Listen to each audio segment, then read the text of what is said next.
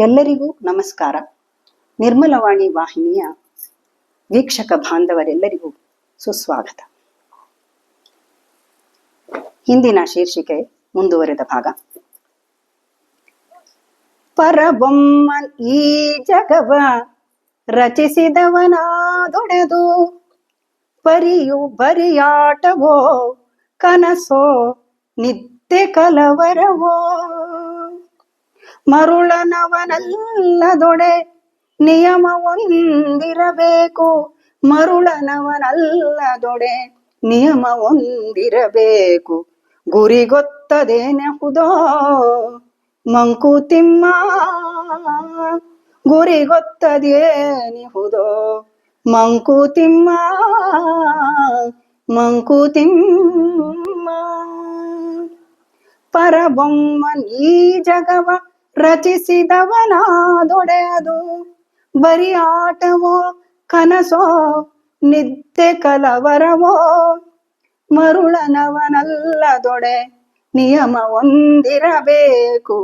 ಮರುಳನವನಲ್ಲದೊಡೆ ನಿಯಮ ಒಂದಿರಬೇಕು. ಗುರಿ ಗೊತ್ತದೇನಿಹುದೋ ಮಂಕುತಿಮ್ಮ. ಮಂಕುತಿಮ್ಮ. ಕಲವರ ಅಂದ್ರೆ ನಿದ್ರೆಯಲ್ಲಿ ಮಾತನಾಡೋದು, ಅಂದ್ರೆ ಕನ್ವರ್ಸ್ಕೊಳ್ಳೋದು. ಮರುಳ ಅಂದ್ರೆ ಹುಚ್ಚ. ಹುಚ್ಚರಿಗೆ ಮರುಳ, ಇವನೊಬ್ಬ ಏನಪ್ಪ ಏನ್ ಮರುಳು ಅಂತ ಹೇಳ್ತಾರಲ್ಲ, ಹಾಗೆ ಹುಚ್ಚತನಕ್ಕೆ ಮರುಳು ಅಂತ ಮರಳ ಅಂತಾನು ಹೇಳ್ತಾರೆ. ಪರಬ್ರಹ್ಮ ಈ ಜಗತ್ತನ್ನ ರಚನೆ ಮಾಡಿದಾನೆ.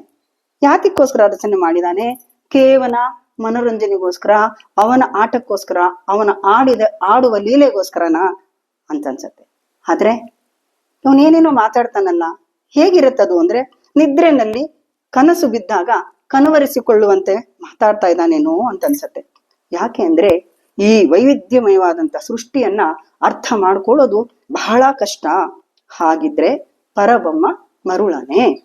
ಅವನು ಹುಚ್ಚ ಆಗಿದ್ರೆ ನಿಯಮಬದ್ಧವಾದ ನಿರ್ದಿಷ್ಟವಾದ ಗುರಿ ಇಟ್ಟುಕೊಂಡು ಸೃಷ್ಟಿ ರಚನೆ ಮಾಡುತ್ತಿದ್ದ ಅಂತ ಇಲ್ಲಿ ಒಂದು ರೀತಿಯ ಅನುಮಾನವನ್ನ ವ್ಯಕ್ತಪಡಿಸ್ತಾ ಇದ್ದಾರೆ. ನರ ಪರೀಕ್ಷೆಯೇ ಬೊಮ್ಮನಾಶಯವೇ ನಮ್ಮ ಬಾಳ್ ಬರೀ ಸಮಸ್ಯೆಯೇ ಅದರ ಪೂರಣವದಲ್ಲಿ ಸುರಿದು ಪ್ರಶ್ನೆಗಳ ಉತ್ತರವ ಕೊಡಬಾರದನ ಗುರುವೆಂದು ಕರೆಯುವೆಯ ಮಂಕುತಿಮ್ಮ. ಮಂಕುತಿಮ್ಮ.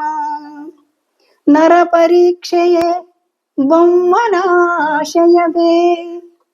ನರ ಪರೀಕ್ಷೆಯೇ ಬೊಮ್ಮನಾಶಯವೇ ನಮ್ಮ ಬಾಳ್ ಬರೀ ಸಮಸ್ಯೆಯೇ ಅದರ ಪೂರಣವದಲ್ಲಿ ಸುರಿದು ಪ್ರಶ್ನೆಗಳ ಉತ್ತರವ ಕೊಡಬಾರದನ ಗುರುವೆಂದು ಕರೆಯುವೆಯ ಮಂಕುತಿಮ್ಮ.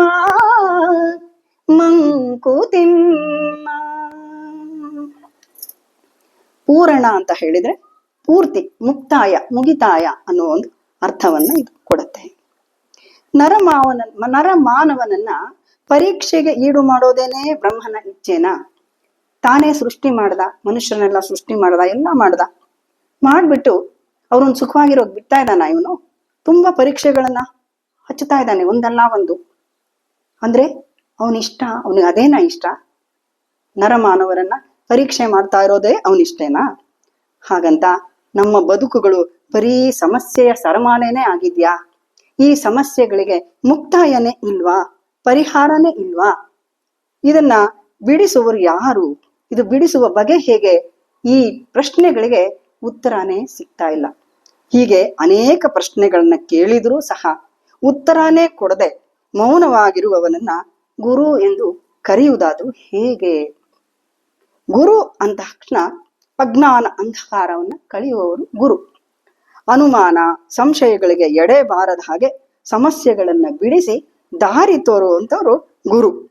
ಆದರೆ ಇಲ್ಲಿ ಪ್ರಶ್ನೆಗಳಿಗೆ ಸಮಂಜಸವಾದ ಉತ್ತರ ದೊರೆಯದೆ ಗುರುವನ್ನು ಕಂಡುಕೊಳ್ಳುವುದೇ ಬಹಳ ಕಷ್ಟಕರವಾಗಿದೆ. ಯಾರನ್ನ ಗುರು ಅಂತ ಕರೆಯೋದು? ಯಾರು ಉತ್ತರನೇ ಕೊಡ್ತಿಲ್ವಲ್ಲ, ಹೇಗೆ ಅಂತ ಒಂದು ರೀತಿಯ ಚಿಂತನೆ ಬರ್ತಾ ಇದೆ. ಇಲ್ಲಿಗೆ ಇಂದಿನ ಸಂಚಿಕೆಯನ್ನು ಮುಕ್ತಾಯಗೊಳಿಸೋಣ. ಮುಂದಿನ ಸಂಚಿಕೆಯಲ್ಲಿ ಮತ್ತೆ ಭೇಟಿಯಾಗೋಣ. ನಮಸ್ಕಾರ.